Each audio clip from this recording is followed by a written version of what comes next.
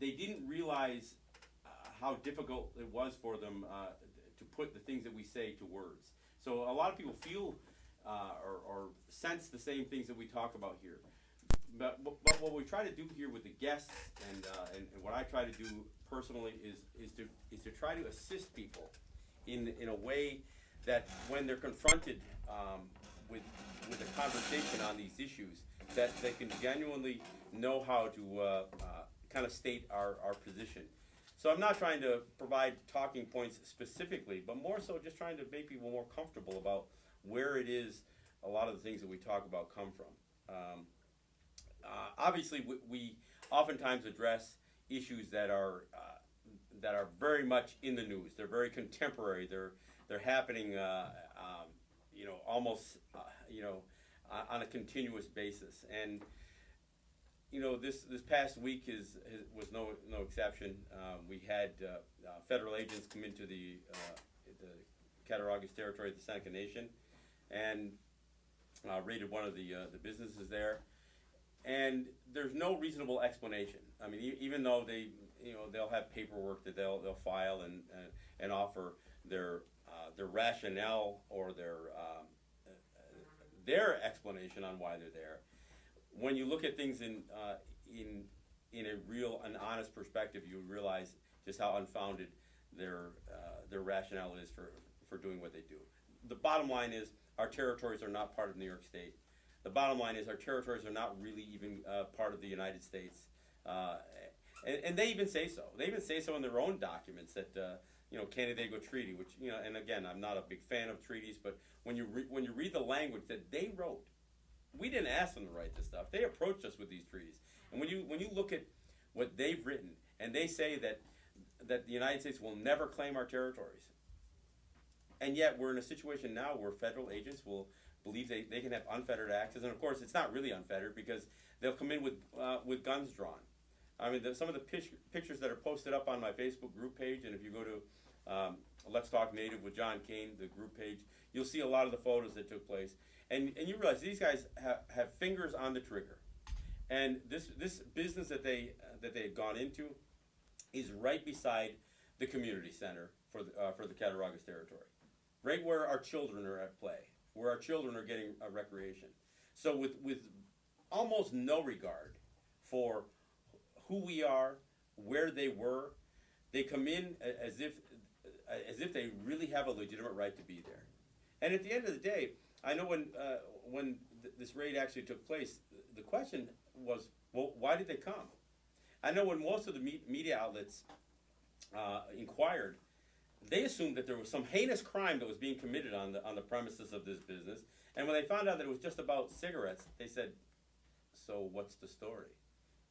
And of course, when you ask where this raid is based, what is the rationale? They base it on certain federal laws, and among those federal laws is a law they call CCTA. It's the Contraband Cigarette Trafficking Act. And when they look, and again, we're not a part of these laws, and so when they write these laws, and they're written in such a way that they are geared towards the federal government's role in assisting the states from being undermined by organized crime, I guess, it's a little unclear. But what they're saying is that any product, and this is out of the CCTA's the language in this law.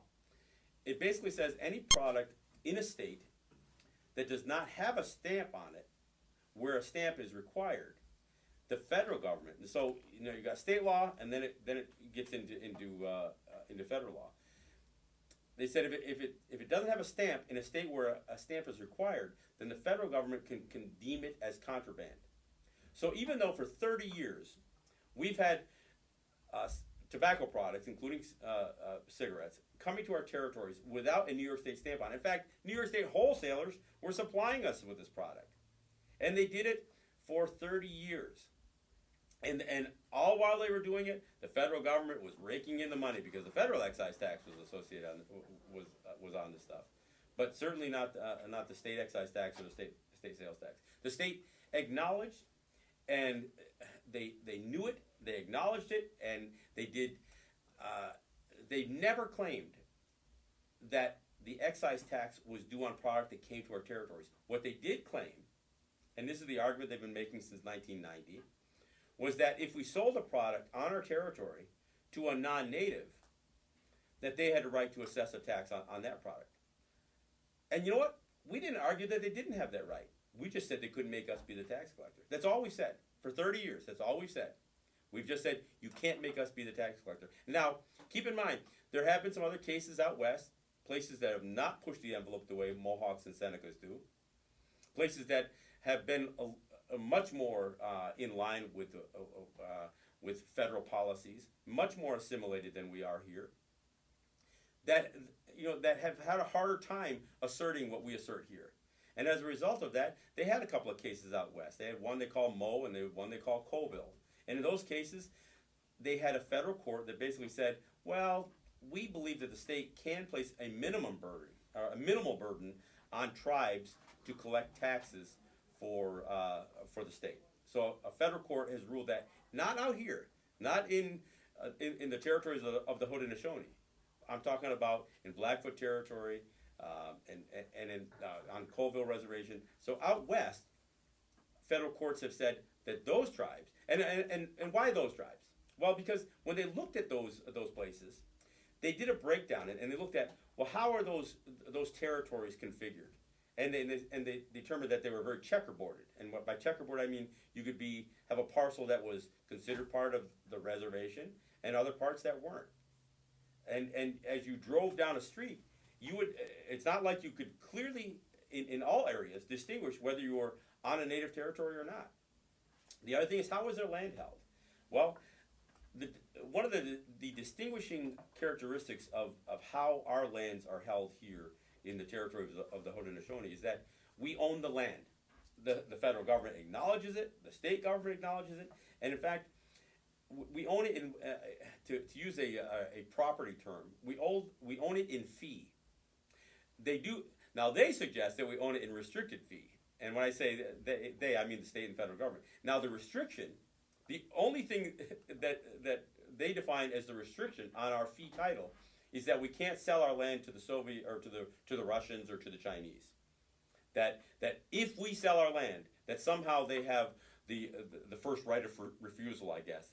And that's what the United States assumes, that if we choose to sell our land, that we could only sell it to the United States. Now, I don't know that we've agreed to that. Of course, we've never wanted to sell our land in the first place. Most of the land transactions that have ever taken place have been really just acts of fraud.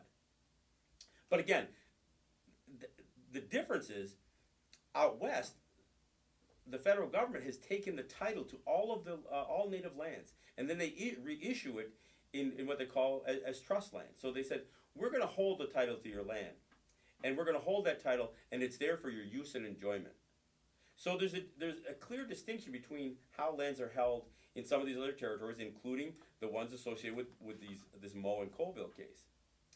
So there's a clear distinction on how we live, how our land is held, and it isn't just about our culture.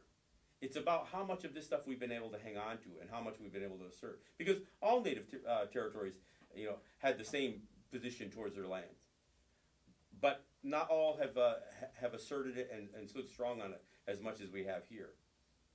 So clearly, our land is held differently. So when these decisions were made out there, and a federal court says that a state could place a minimum burden on a minimum burden can be imposed upon them to collect tax of the state. That never held over here. So New York State's only choice was to try to shut off what they could control was New York State wholesalers. So they finally, after 25 years, managed to clear enough legal hurdles to say to New York State wholesalers, we're not going to let you sell unstamped product to native retailers anymore. And in fact, what they kind of had to say is, we're still going to let you sell untaxed product for natives' use and consumption, but we're not going to let you sell them product that they can turn around and sell back to our people. I mean, that's what the state said. Of course, the circumstance that it is now is we simply get nothing from New York State wholesalers anymore. And that's where this whole thing with CCTA comes in. Because now, after 30 years of being in this business, after 30 years of having remarkable innovations when it comes to how we sell and market this product, and I realize that cigarettes are not the most politically correct product in the world anymore.